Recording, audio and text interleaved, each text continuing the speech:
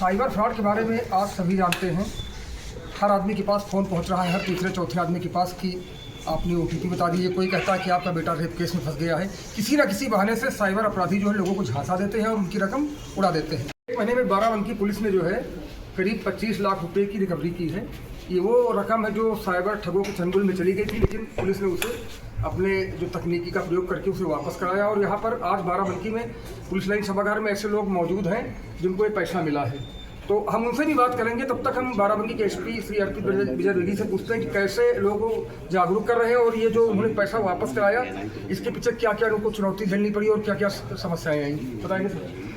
ये आज Barabanki police line सभागार में हमने जो पिछले 1 महीने में जितने व्यक्ति हैं जिनके साथ साइबर फ्रॉड हुआ था और जिनके पैसे रिफंड हुए उन लोगों को बुलाया था, ताकि जो बाकी जनमानस है उनमें भी जागरूकता ला सकें और वो कैसे स्कैम का शिकार बने, लोगों से साझा कर सके, ताकि लोग जो बाकी लोग हैं वो स्कैम का शिकार ना बनने पाए।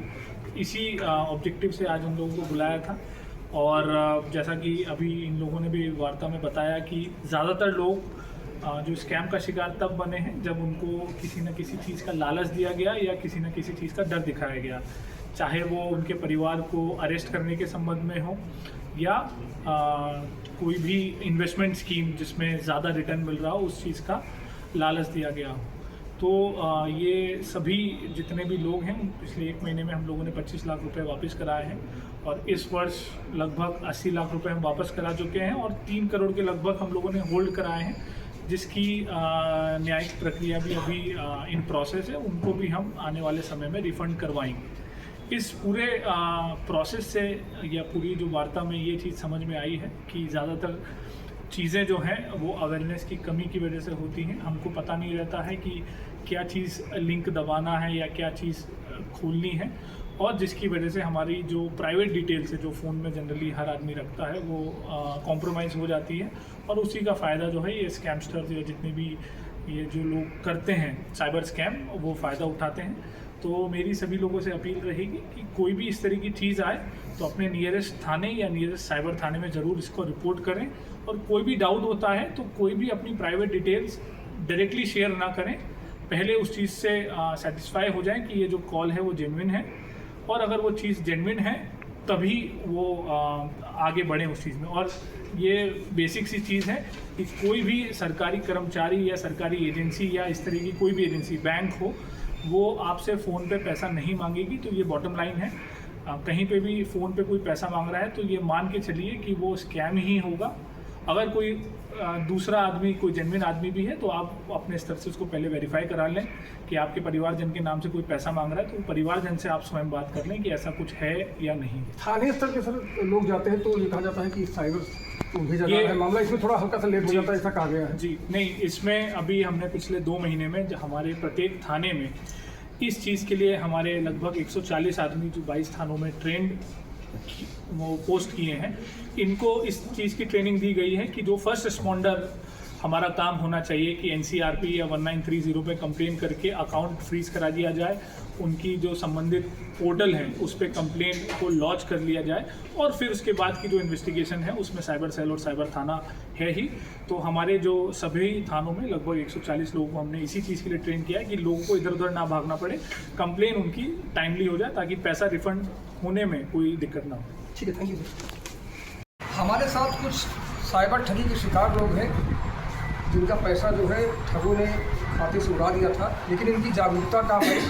इन्होंने बहुत ही कम समय में और बहुत ही जल्दी जागरूकता का परिचय देते हुए पुलिस में कंप्लेंट की, साइबर सेल एक्टिव हुई और इनका पैसा जो है जिस खाते में गया था उसे फ्रीज कराने के बाद पत्राचार करके वापस कराया गया। ऐसे लोग यहाँ पर मौजूद हैं जिनका पैसा जो है पुलिस ने वापस कराया है, और ये लोग इस बात के भी गवाह है कि थोड़ी सी जागरूकता, अगर आपके पास ठगी हो भी गई है तो अगर आप जागरूक रहेंगे तो हो सकता है आपका पैसा वापस आ जाए। हम बात करेंगे नदीम जी से। नदीम जी, आप हट निवासी, गदिया गाँव निवासी, क्या हुआ था आपके साथ? जी, साले की आईडी फंसे हुए हैं और आप एजेंट से बात करते रहिएगा। और मैंने पहले ट्रांजेक्शन किया था कि 7 लाख के द्वारा पैसा भेज रहे हैं। भेजने के बाद उन्होंने कहा कि हम एम्बेसी में फंसे हुए हैं, आप एजेंट से बात करते रहिए, जो पैसा एजेंट बोल रहा लगाते जाइए। पैसा बताता चला कि लगाते चलिए। आपको आभास कब हुआ? आवाज़ हुआ 9 तारीख को उन्होंने पैसा लगा, 10 तारीख को सुबह बदला हुआ तो मेरी गई क्या किया सबसे पहले आपने? 19 पे कॉल की 19:30 पे। जो हमने अपने मोबाइल से जो ट्रांजेक्शन किया था उसका हमने दिया कार्ड था कि जो जनसेवा बैंक में पैसा लगाया गया था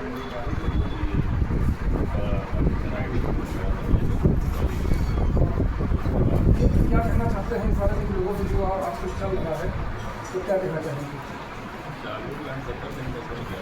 किसी के झांसी में नहीं। हमारे साथ मौजूद हैं विनय शुक्ल जी, जो कि जिले के करीब ये लोग प्रतिष्ठित, और उन्होंने इनके साथ भी धोखाधड़ी हुई थी करीब 8,70,000 रुपये की। तो इनको पैसा वापस मिला है, इनकी जागरूकता के कारण मिला है। कवि हैं तो वैसे भी तो संवेदनशील होते ही हैं, जागरूक भी हैं, तो ये भी कुछ साइबर ठगों से बचने के लिए, क्योंकि खुद पीड़ित आदमी ज़्यादा बता सकता है। अच्छा बताइए कैसे बच सकते हैं?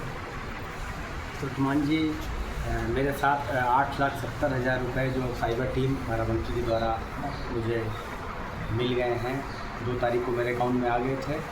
और आप लोगों को मैं आपके चैनल इस समाचार अमर उजाला की टीम के द्वारा जो कवरेज हो रहा है, इसके माध्यम से जागरूक करना चाहता हूँ कि कभी भी आपके सोशल मीडिया अकाउंट पे कोई ऐसा ऐप आए या कोई ऐसा लिंक आए जो आपको बताएं कि ट्रेडिंग होनी है या पैसे आपके दोगुने हो जाएंगे या ऐसा हो जाएगा, तो उनके झांसे में कभी भी ना आए।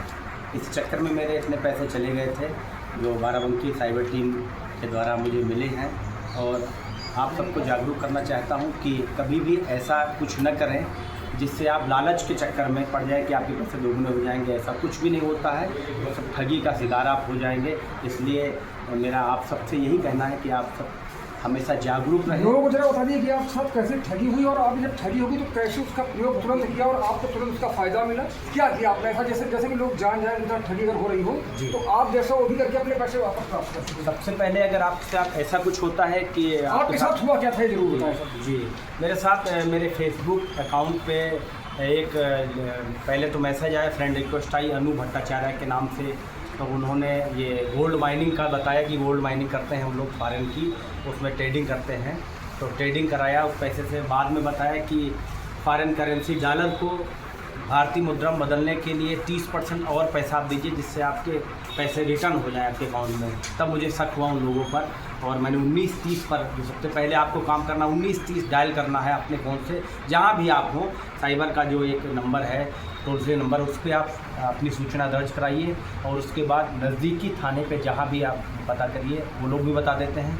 अगर कि आपके पास अगर जहाँ भी होगा तो साइबर थाने में जाके अपनी रिपोर्ट दर्ज कराएं तुरंत। और ये काम तुरंत करें जब भी आपके साथ ऐसा हो कि आपको लगे कि आपके पैसे डूब गए हैं, आपके साथ ऐसा कुछ हो रहा है।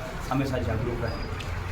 धन्यवाद। कि साइबर सेल ने जो पैसे बरामद किए, उन्होंने कुछ अपने पम्फलेट भी जारी किए हैं, आपको दिखा दें कि क्या करें क्या ना करें। उन्होंने इसमें लिखा कि किसी संस्थान कंपनी के कस्टमर केयर नंबर की उनकी आधिकारिक वेबसाइट ऐप्स का ही प्रयोग करें। कभी कभी ये होता है कि इंटरनेट पे लोगों ने छद्म नाम से, झूठे नाम से फर्जी वेबसाइट बना रखी है। अभी कुछ दिन पहले बाराबंकी में इसको, जो खाद की एक बड़ी कंपनी है, उर्वरक कंपनी है, उसके नाम पर डीलरशिप देने के नाम पर ठगी हुई थी। तो सतर्क रहें, लालच में न पड़े, झांसे में न आए, तभी इसका बचाव है। साइबर ठगी बचने का सबसे तरीका अच्छा यही है। अभी तक हमने पीड़ितों से बात की है, यहाँ के बाराबंकी के एसपी ने बताया है कि आप लालच में न पड़े, झांसे में न आए, कोई आपको पैसा देने वाला नहीं है। आप झांसे में पड़ गए तो समझ लीजिए आपका पैसा, आपका खाता खाली हो जाएगा। अगर आप ये वीडियो YouTube पर देख रहे हैं तो हमारे चैनल को सब्सक्राइब करें और बेल आइकन को दबाना ना भूलें। अगर आप Facebook पर ये वीडियो देख रहे हैं तो हमारे पेज को लाइक करें।